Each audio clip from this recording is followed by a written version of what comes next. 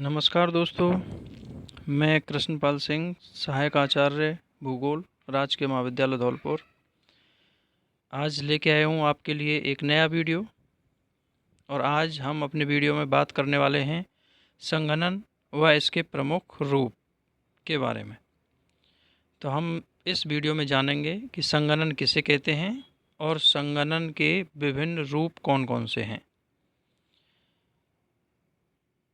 तो सबसे पहले हम बात करते हैं संगणन का अर्थ क्या है, अर्थात संगणन किसे कहते हैं। तो संगणन वायुमंडल में उपस्थित जो जलवाष्प है, उस जलवाष्प के ठोस अथवा तरल रूप में बदलने को संगणन कहा जाता है। अर्थात ये संगणन वाष्पीकरण के ठीक विपरीत प्रक्रिया है, जहाँ वाष्पीकरण में जल अथवा हिम वाष्प रूप में परिवर्तित होकर के वायुमंडल में स्थित होता है, वहीं संगणन में वायुमंडल में स्थित वाष्प रूप ठोस अथवा द्रव अवस्था में परिवर्तित होता है। और संगणन जिस तापमान पर हवा संतृप्त होती है, उसे ओसांक के नाम से जाना जाता है। अर्थात जब हवा में आर्द्रता की मात्रा उसकी सामर्थ्य के बराबर हो जाती है, तो उस हवा को संतृप्त हवा कहा जाता है। और जब हवा संतृप्त होती है तो उसका जो तापमान होता है वो ओसांक कहा जाता है। और जब हवा का तापमान ओसांक से कम हो जाए, तो ऐसी स्थिति में उस हवा में उपस्थित जलवाष्प ठोस अथवा तरल रूप में बदलने लगता है। इसी को संगणन के नाम से जाना जाता है। और ये जलवाष्प ठोस रूप में बदलेगा या तरल रूप में अर्थात हिमकणों के रूप में बदलेगा या जल कणों के रूप में बदलेगा, ये डिपेंड करता है कि वो ओसांक कितने डिग्री सेल्सियस तापमान पर प्राप्त हुआ है। अर्थात यदि ओसांक 0 डिग्री से ऊपर है तो जलवाष्प जल कणों में परिवर्तित होगी, और यदि ओसांक 0 डिग्री से कम पर प्राप्त होता है तो वायु में उपस्थित जलवाष्प हिमकणों में परिवर्तित होगी।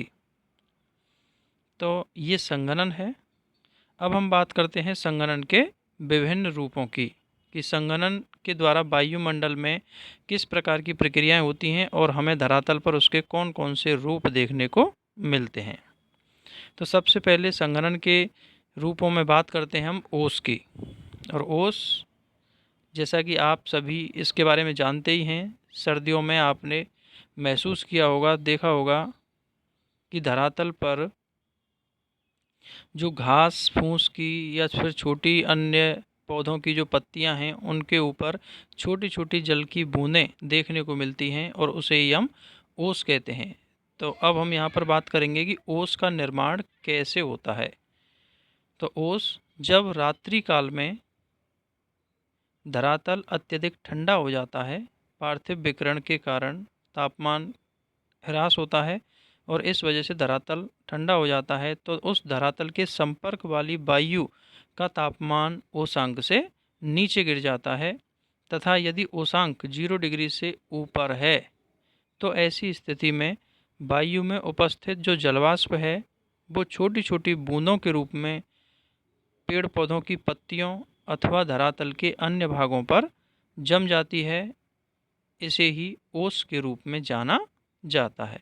ओस के निर्माण के लिए यह आवश्यक है कि रात्रि में धरातल का तापमान कम होना चाहिए ताकि हवा ओसांक को प्राप्त कर सके, लेकिन वायु का तापमान 0 डिग्री सेल्सियस से नीचे नहीं जाना चाहिए। अर्थात तापमान 0 डिग्री सेल्सियस से ऊपर ही होना चाहिए। तभी जो जलवाष्प है वो जलकणों में बदलेगी और वो जल के कण धरातल के विभिन्न स्थानों पर छोटी छोटी बूंदों के रूप में दिखाई पड़ते हैं। इसे ही ओस के रूप में जाना जाता है। अब हम बात करते हैं संगणन के दूसरे रूप की, और संगणन का दूसरा रूप है पाला। तो अब हम बात कर रहे हैं यहाँ पर पाले की। और पाला जो है लगभग ओस बनने वाली जो दशाएं हैं वही पाला बनने के लिए भी जिम्मेदार हैं। पाला और ओस में मुख्य जो अंतर है वो यही है कि पाले का निर्माण उस दशा में होता है जब उष्मांक 0 डिग्री से कम तापमान पर प्राप्त होता है।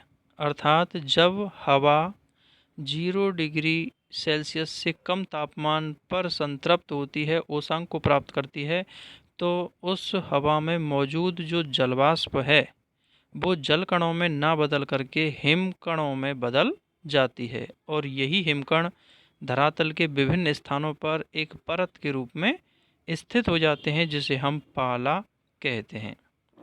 अर्थात जब वायु का तापमान 0 डिग्री सेल्सियस से कम हो जाता है तो इसमें उपस्थित जो जलवाष्प है वो तरल रूप की बजाय सीधे ठोस रूप में धरातल पर जमने लगती है। इसे ही पाले के नाम से जाना जाता है। और पाला जमने के लिए रात्रि में मेघ रहित आकाश तथा वायु का तापमान हिमांक से नीचा होना आवश्यक है, क्योंकि रात्रि में जब आसमान स्वच्छ होगा, मेघ रहित होगा, तो पार्थिव विकिरण के द्वारा तापमान का ह्रास काफ़ी तीव्रता से होता है और धरातल अत्यधिक ठंडा हो जाता है। और धरातल अत्यधिक ठंडा होने पर जब वायु का तापमान 0 डिग्री सेल्सियस से कम हो जाए तो ऐसी स्थिति में जलवाष्प हिम की परत के रूप में धरातल पर जमता है और यही पाला कहलाता है। अब हम बात कर रहे हैं संघनन के तीसरे प्रमुख रूप की, और संघनन का तीसरा रूप है कोहरा। कोहरा सर्दियों में हम सभी ने महसूस किया है कि सर्दियों में अधिकतर सुबह के समय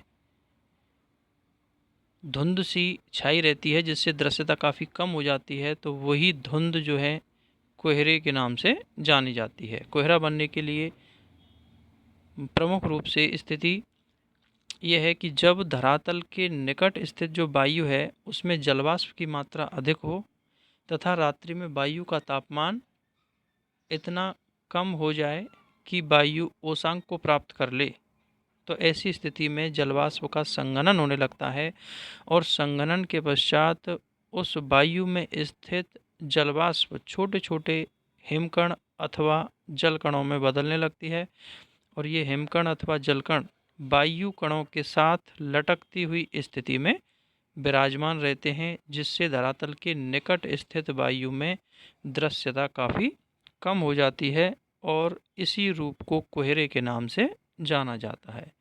तो ये कोहरा भी संघनन का एक रूप है जिसमें जलवाष्प हिमकण अथवा जलकणों में परिवर्तित होकर के वायु के कणों के साथ लटकती अवस्था में रहती है और जिस कारण दृश्यता काफ़ी कम हो जाती है।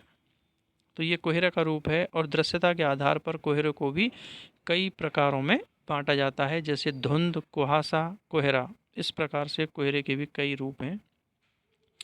और अब हम आगे बात करते हैं बादल या मेघ की। तो बादल या मेघ ये भी संघनन का एक बहुत ही महत्वपूर्ण रूप है, जो कि पृथ्वी पर विभिन्न प्रकार की वनस्पतियों के लिए वर्षा का मुख्य कारक है।